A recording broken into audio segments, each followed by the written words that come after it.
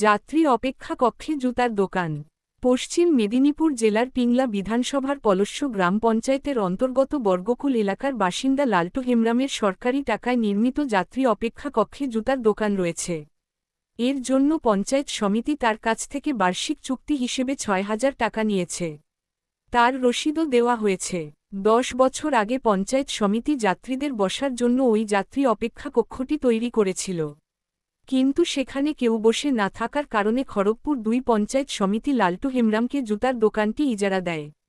খড়গপুর ২ নম্বর পঞ্চায়েত সমিতির সভাপতি বিশ্বজিৎ মুখার্জি বলেন, ওই যাত্রী অপেক্ষা কক্ষে কেউ বসে না, এটি ক্ষতিগ্রস্ত হচ্ছে, তাই এটি রক্ষণাবেক্ষণের জন্য একজন ব্যক্তিকে সামান্য পরিমাণ টাকা দেওয়া হয়েছে।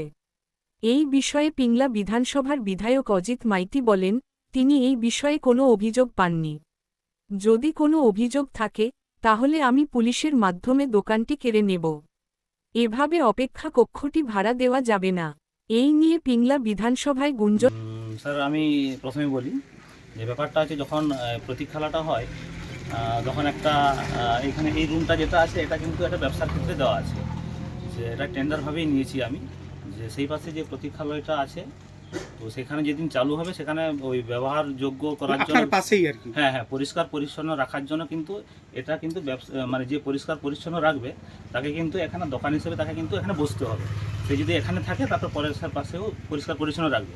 তো সেই পাশে এখনও ব্যবহারযোগ্য কিন্তু করে উঠতে পারেনি। তো সেখানে সাবমার্সিবল বসাতে হবে, পায়খানা করতে ল্যাট্রিন বাথরুম সব আছে, কিন্তু সেখানে ওগা হয়ে গেলে কিন্তু আমি সব কিছু এখানে পরিষ্কার পরিচ্ছন্ন করার জন্য থাকবো। কিন্তু এটা কিন্তু আমাদের ব্যবসার জন্য দিয়েছি আমাকে।